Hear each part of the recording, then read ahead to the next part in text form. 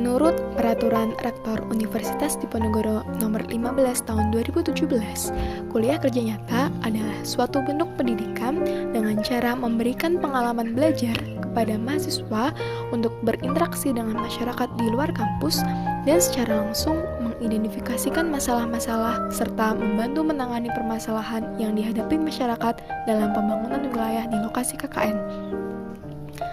Pandemi COVID-19 yang mengharuskan adanya social distance berdampak pada pembaruan kebijakan pelaksanaan KKN.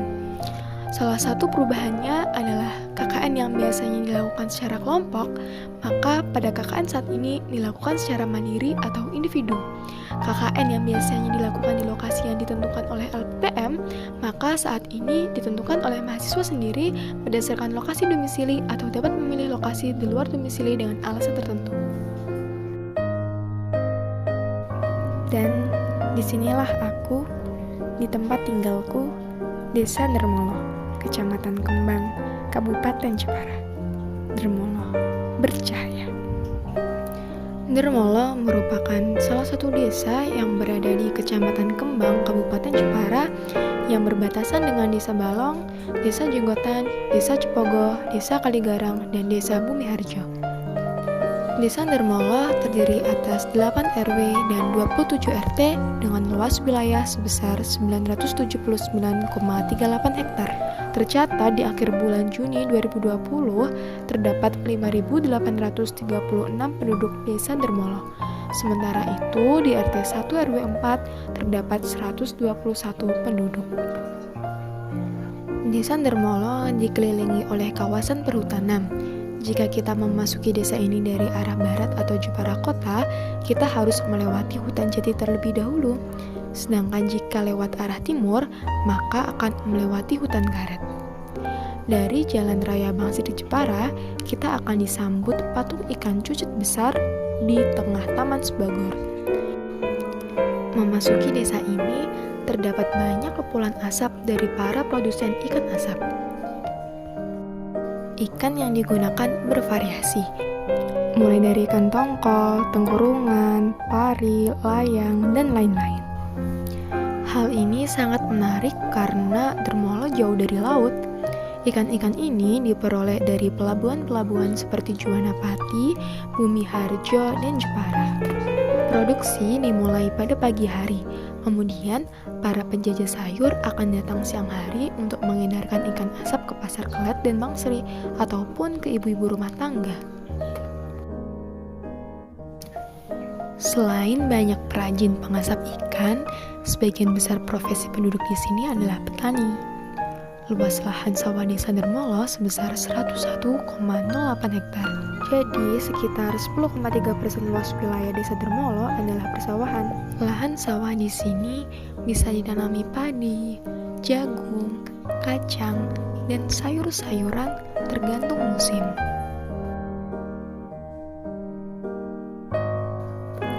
Selain persawahan, sebesar 331,5 hektar luas wilayah Desa Dermolo merupakan hutan negara, dan 385 hektar merupakan perkebunan karet. 73% wilayah Desa Dermolo merupakan kawasan hutan negara dan perkebunan negara. Banyak pula masyarakat yang mencari lapangan pekerjaan di perkebunan karet tersebut.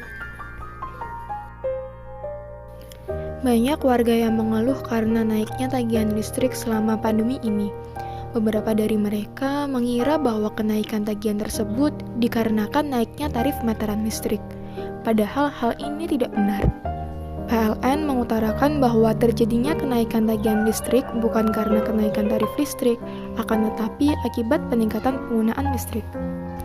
Ternyata masyarakat masih ada yang belum paham dan sadar mengenai pentingnya hemat energi listrik. Selain kenaikan tagihan listrik, pandemi COVID-19 yang tidak kunjung berakhir menimbulkan banyak permasalahan pada beragam sektor seperti ekonomi, pendidikan, dan sosial. Oleh karena itu, pemerintah mulai membuka kembali sektor-sektor strategis agar dapat kembali produktif dan diharapkan masyarakat mampu melaksanakan adaptasi kebiasaan baru. Beberapa tempat umum juga menyediakan fasilitas seperti tempat cuci tangan. Namun, banyak masyarakat yang enggan cuci tangan karena malas dan ribet. Selain itu, tanpa disadari bahwa tempat cuci tangan yang disediakan di tempat umum dapat menambah potensi penularan COVID-19, banyak dari masyarakat yang masih belum memahami hal ini. Mereka juga kurang mengerti mengenai apa itu teknologi tanpa sentuhan yang sekarang sudah banyak diterapkan di kota-kota besar. Untuk mengatasi adanya pelonjakan kenaikan tagihan listrik di kala pandemi, maka dilakukan edukasi dengan cara bersosialisasi dan membagikan poster cat hemat listrik. Sosialisasi dilakukan kepada perwakilan ibu-ibu PKK RT 1 RW 4 pada tanggal 19 Juli 2020.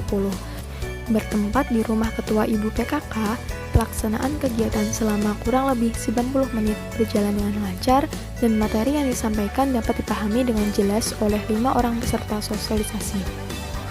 Materi yang disampaikan adalah mengenai pentingnya hemat listrik dan cara-cara untuk berhemat listrik. Ditambah pula dengan pemaparan cara memilih lampu yang hemat energi serta ramah lingkungan. Selain itu, kegiatan juga diselipkan kuis-kuis sederhana terkait materi yang dibagikan sehingga keberlangsungan acara lebih terasa interaktif, serta juga aktif memberikan pertanyaan mengenai permasalahan-permasalahan hemat listrik sehari-hari. Sebagai evaluasi program, peserta mengisi angket kuesioner yang dibagikan di akhir acara. Berdasarkan hasil kuesioner, peserta setuju jika materi yang diberikan sesuai dengan permasalahan saat ini, tersampaikan dengan jelas dan dapat dipahami, materi akan diterapkan dalam kehidupan sehari-hari, dan poster yang disebarkan informatif serta menarik. Poster ditambahkan di kawasan RT 1 RW 4 dan di Balai Desa Dermolo. Poster juga dibagikan di grup PKK agar dapat dipahami oleh warga yang tidak mengikuti program. Diharapkan peserta dapat membiasakan diri untuk hemat energi dan membagikan tips-tips hemat energi ke warga yang lain. Karena dengan hemat listrik kita tidak hanya menghemat pengeluaran bulanan, namun juga menjaga kelestarian alam.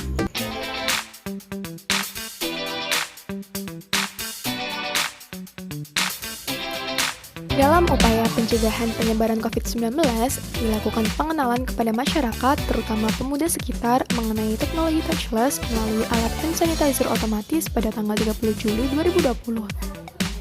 Beginilah cara membuat dispenser hand sanitizer otomatis ini. Cek modul pembuatannya dengan scan barcode ini atau ketik linknya ya. Pertama, siapkan alat bahannya terlebih dahulu.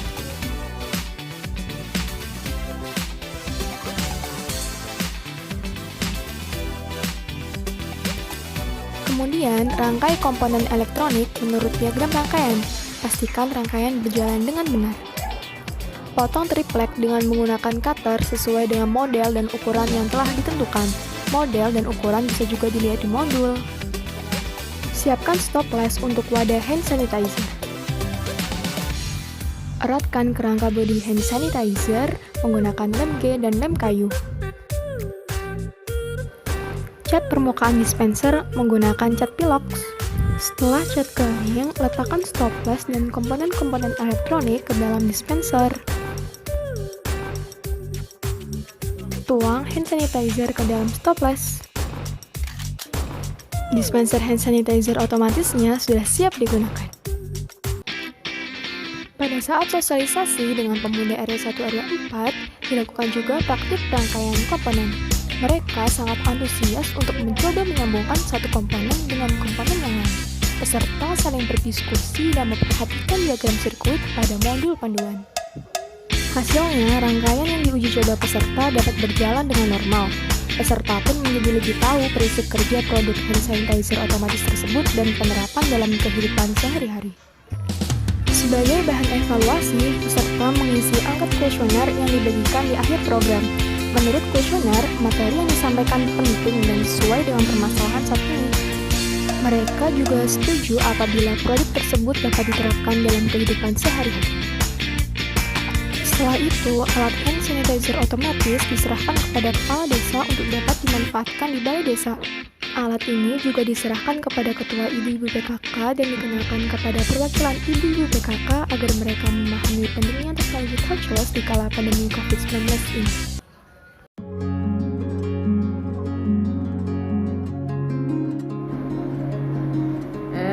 Saya atas nama pemerintah desa Dermolo, terima kasih kasih sekali atas kegiatan KKN Undip ya.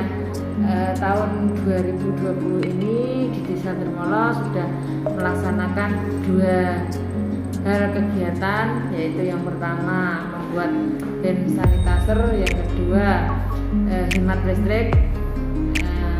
Saya terima kasih sekali dan itu semoga bisa bermanfaat di Desa Dermolo. Pesan saya supaya KKN Undip tahun 2020 ini apa yang diharapkan bisa tercapai. Terima kasih Ibu.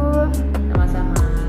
Yang ingin saya sampaikan kepada adik-adik yang telah melakukan kegiatan KKN di lingkungan kami, yang pertama kami mengucapkan terima kasih yang sebesar-besarnya dan penghargaan yang setinggi-tingginya terhadap hasil yang diperoleh setelah adik-adik melakukan kegiatan, antara lain yaitu berupa lingkungan yang ada kemajuan, kemudian yang lebih utama adalah dihasilkannya alat hand sanitizer yang otomatis yang membantu warga kami sehingga lebih memudahkan dalam penggunaannya.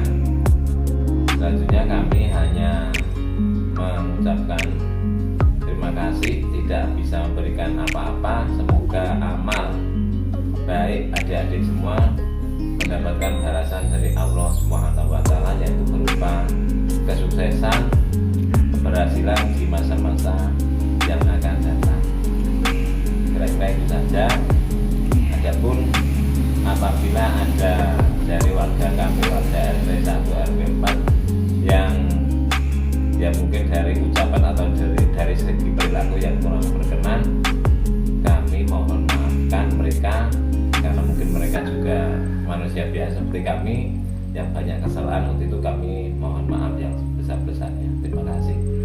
Assalamualaikum warahmatullahi wabarakatuh. Terima kasih ya Pak. Ya, terima kasih atas kedatangannya adik-adik. Semoga ilmunya bisa bermanfaat bagi warga Dermolo RT 1 RW 4 khususnya, dan bagi masyarakat umum pada umumnya. Dan kami selaku Ketua PKK RT 1 RW 4 mohon maaf bila selama adik-adik mengadakan kegiatan di lingkungan kami ada pelayanan yang kurang memuaskan. Kami mohon maaf yang sebesar-besarnya. Kiranya hanya itu.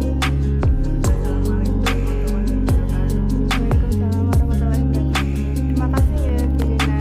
Terima kasih kepada Mbak Nafi Ariski yang telah memperkenalkan kepada kami teknologi touchless ini. Semoga kedepannya teknologi touchless ini bisa dikembangkan lebih baik lagi, dan tentu saja ini adalah yang baru untuk pemuda-pemuda di sekitar Desa Dermolo ini, karena tentu saja dengan keterbatasan pendidikan kami kurang mengerti akan teknologi tersebut.